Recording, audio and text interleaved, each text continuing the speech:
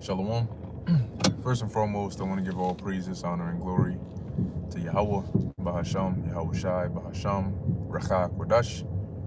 Double honors to the elders and the apostles of Great Millstone, and peace and blessings to the elect. And, I wanted to say a few words on this. Now, I think I saw a title, a lesson that one of the brothers had was doing. I forget exactly who it was and what exactly the title was, but it was something along the lines of like what I have here, which is that people are worried about, kind of like that, like they're worried about the wrong thing, or I think it was that they have no clue. Yeah, I think it was something along those lines, right? That people have no clue what the signs of the times are. Okay, now that's a very, very key statement right there, right? That people have no clue what the signs of the times are, because you have you have a lot of people that are real emotional. I mean, and it was expected, right? They're real emotional about the turnout, right? The turn of events, right? The way the outcome of the election went. I mean, even though I think certain states are still, bringing in counting or whatever they're doing, but for the most part, right, they declared that Trump is the president-elect, and a lot of people are who were supporting the other side, who really get into it, were very upset, and so on, right? But at the end of the day, that's why I titled it, "You're worried about the wrong thing."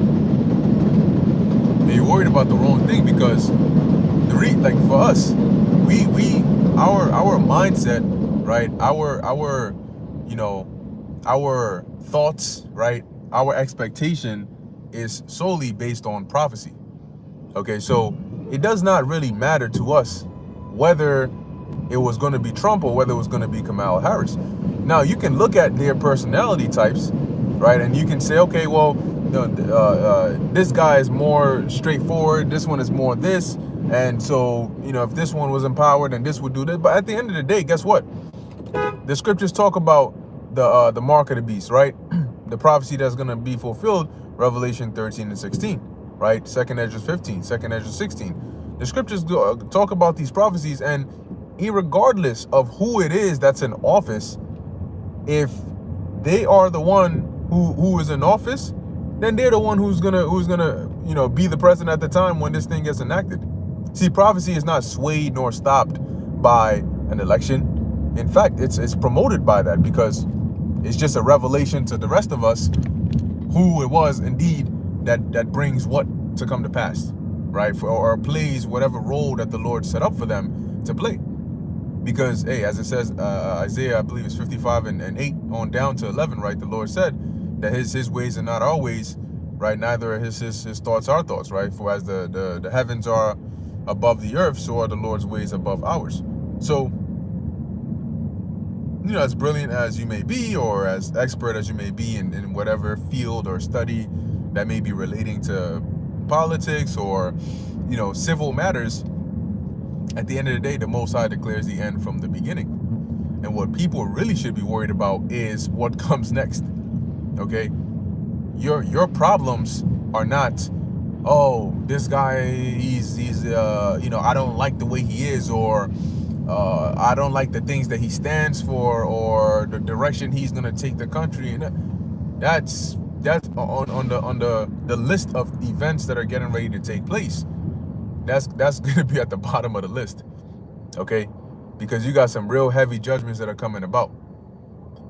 The scriptures say in Proverbs, I believe it's 11 and 4, right? Riches profit not in the day of judgment, or something along those lines, right?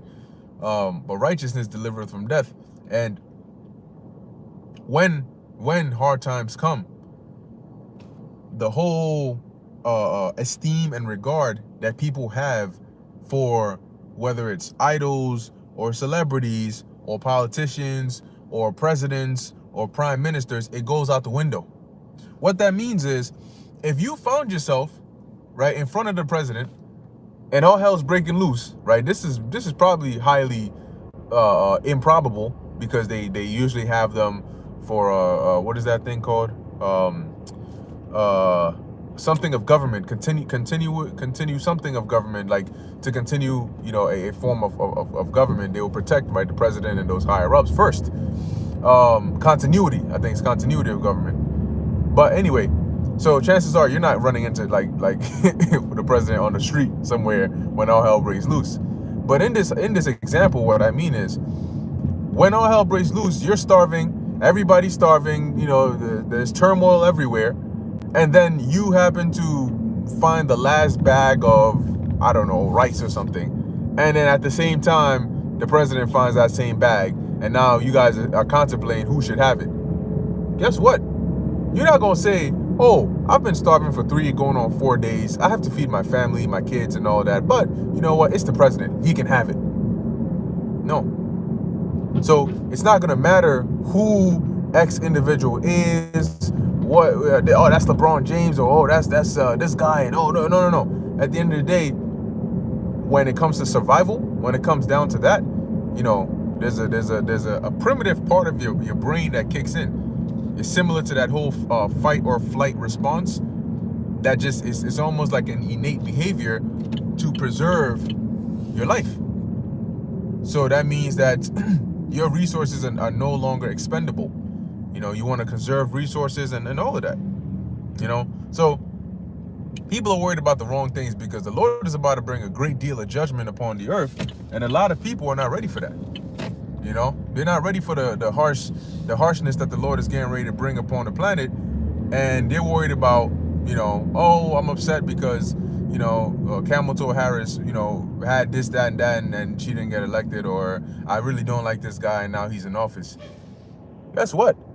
When the martial law troops run up in the streets and they stomp your face out, now you got a shoe prints right up on your face, from your forehead down to your chin.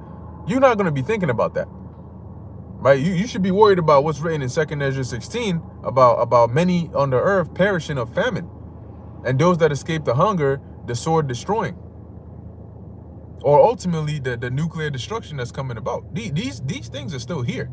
They're still on their way, and they're still getting ready to take place. So that's why for us, it's kind of like indifference, because whoever it is, our happiness isn't going to be from, oh, it was Trump, oh, it was Kamala Harris. It doesn't matter. What matters is what comes after. Oh, okay. Well, if it's you, then hey, you gonna need to be the guy, who does X, Y, and Z, who calls the shot when it comes to doing X, Y, or Z.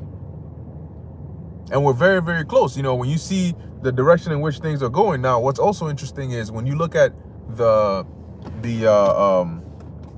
connects, right? The connection of people. Like when you look at Trump, you had just recently, right after the whole assassination attempt on him, right? I think it was at the Philly rally or something. Now, before that, maybe a couple years back, a little like pre-demic era and all of that, you had Elon Musk. People knew about Elon Musk, right? People knew who Elon Musk was. They knew the kind of things he did, but then it got to a point where he ended up buying, Twitter, right? Then Twitter became called X, and then he ended up, becoming pushed more and more into the mainstream when it comes to almost close to like those political news. Like, okay, he not only is he into this whole tech stuff, but he's advocate for free speech and those kinds of things. So now he's up in the spotlight. Then you have, and then he's working with that on that Neuralink, right? Which we know is tied to prophecy. And then you have the whole assassination attempt on Trump, and then Elon Musk comes out and endorses it. So now what ends up happening is, now Trump has been elected in there, but now Elon Musk is sort of, it almost like propels him a bit further as well, because now he is one of those names that's also thrown out. So if you were to, similar to how people mention the Biden administration, right? And then they'll talk about Biden and Kamala and whoever else. Now, if they were to mention like the Trump administration, similar to during the, about 3-4 years ago during the pandemic, you had Trump, you had Fauci, Burke, right, and all these other people who were up in there, right? They were up in there, right? Whatever, everything that was going on. Trust the science, trust the science. The experts. Then they threw this rat face Fauci over here, and he's sort of like out here, give him the stand and let him come and say what he got to say. So when you thought of like the administration at that time, people like Fauci came to mind as well. He became like somewhat of a power figure. So the point that I'm making here is, with somebody like Elon Musk, who's working on technology like brain chips, right, neural implants, and all these other kinds of technologies like Tesla robots that can come into your crib. There's all these levels of automation and all these things that sort of drive the world towards that futuristic-ish technocracy. He sort of pushes and carries that. Further on the totem pole, he sort of aligned himself with Trump, and now Trump is sort of up there as well. So it's sort of like almost putting him in a position of overseeing a lot of the new technological advances that come out, or technological direction that get pushed out. Now, I'm not saying that's exactly what's going to happen, but that is an interesting observation, to think about. Now, obviously, it's not just Neuralink that's that product that is dealing with the brain implants and so on, right? You also have, I think there was Synchron and some other companies. And when it comes to the one that goes into your hand, more directed towards payments, right? You have different companies, right? You have like Walletmore and different companies that all come with that, and it's becoming more and more normalized, right? People are doing it more and more, but as time goes on and it becomes a bit more mainstream and stays mainstream, because now what you see happening is you'll have like little pockets, right, or moments in time where it gets thrown out there, or it gets mentioned, and then it's sort of, they'll discuss it a bit, and then it'll go down like other topic, higher priority, and then so on. But eventually it's going to get to the point where it's going to go mainstream. I'm talking about the MOTB, and it's going to stay mainstream. Now, is it going to take some disastrous catastrophe or something to happen for that? Who knows, right?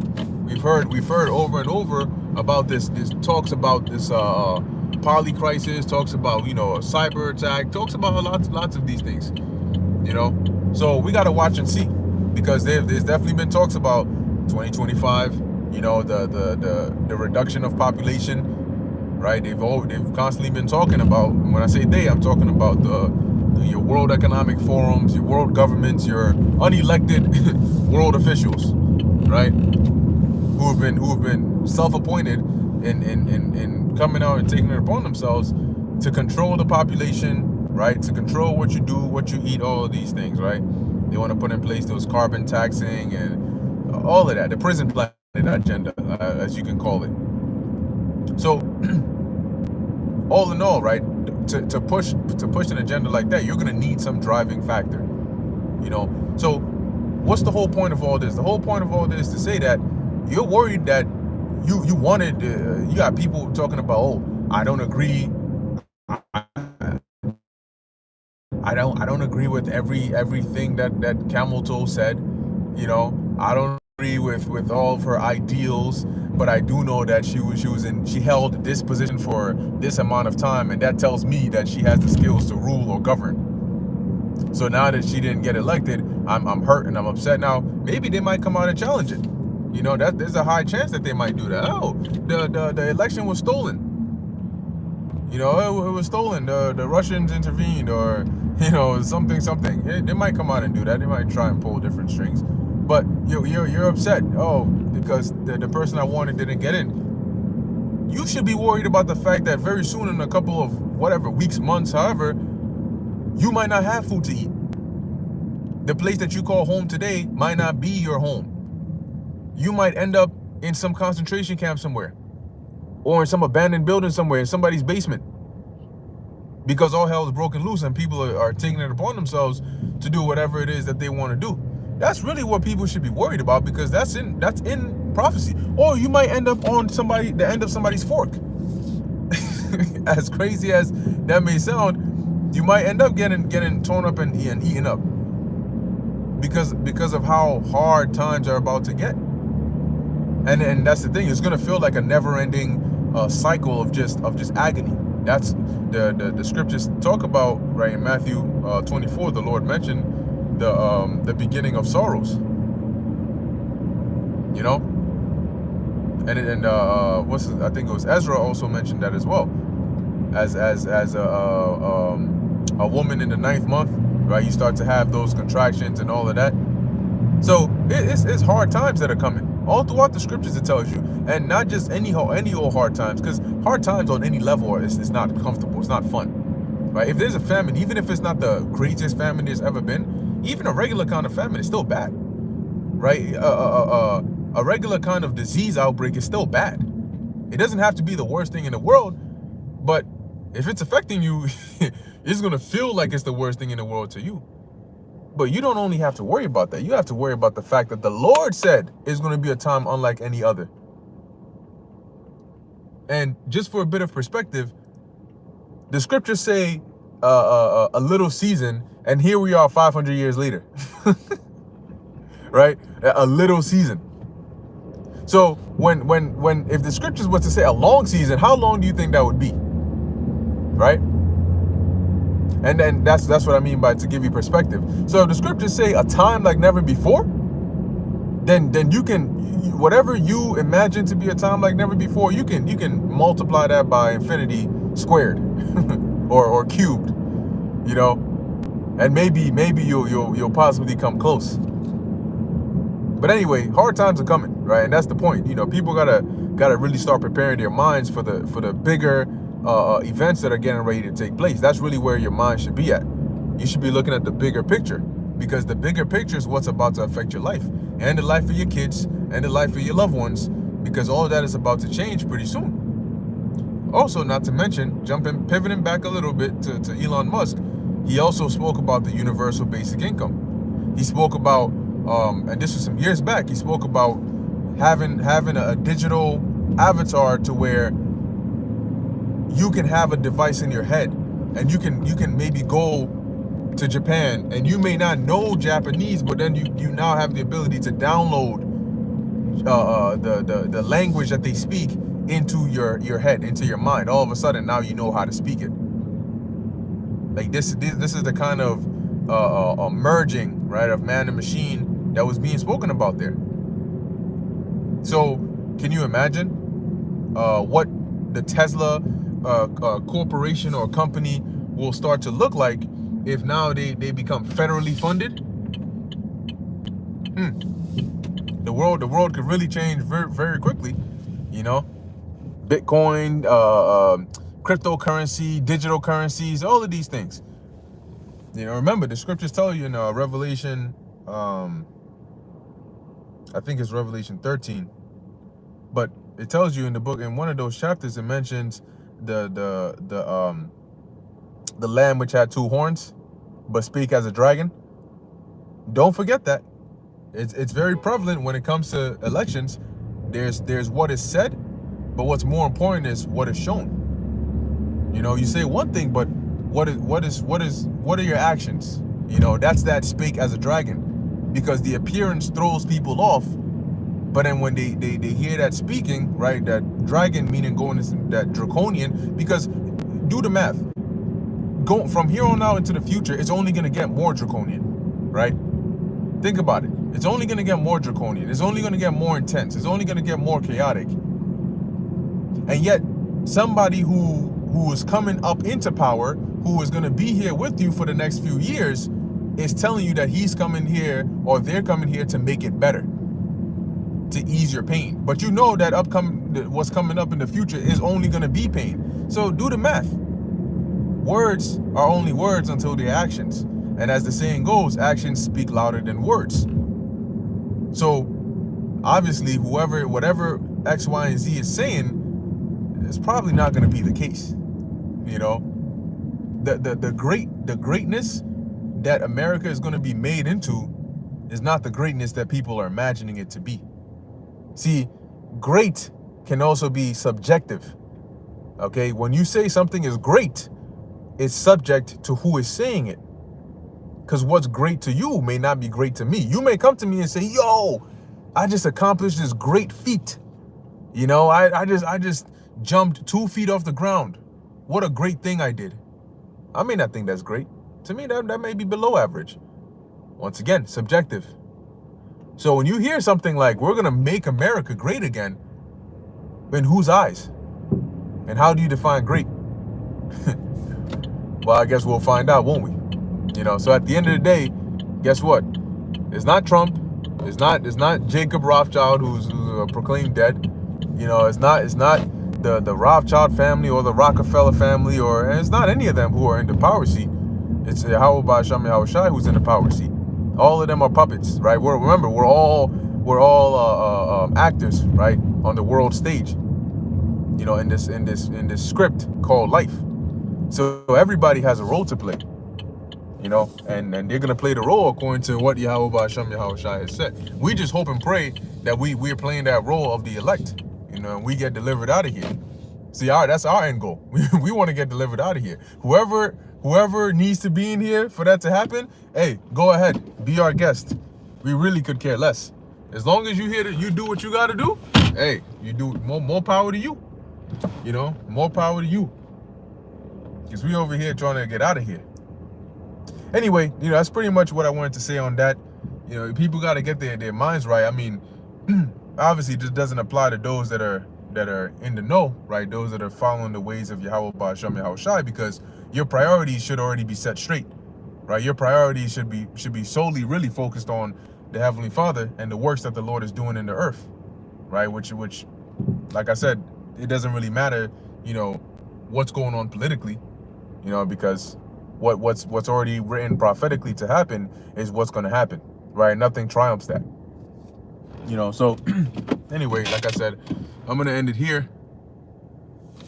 Oh, actually, you know what? Let me read this real quick before I go. Shalom, shalom, Yahweh Ba'Hasham Yahweh Shai Brakatham. This is a good one. Gashan 72, Isaiah 30:2. That walk down to Egypt and have not asked in my mouth, right? When you go up above it, so it says, woe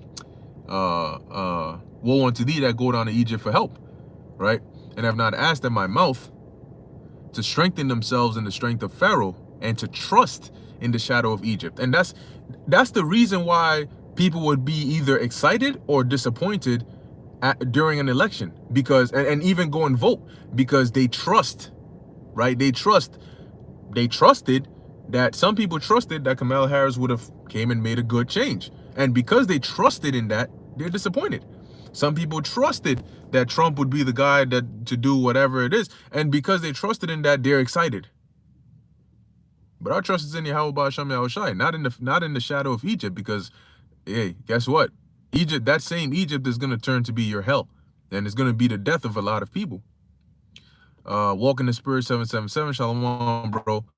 Revelation 13:14, and deceiveth them that dwell on the earth by the means of those miracles which he had power to do in the sight of the beast, saying to them that dwell on the earth that they should make an image to the beast, right? That system which had the wound by a sword and did live. And that's what they're going to do.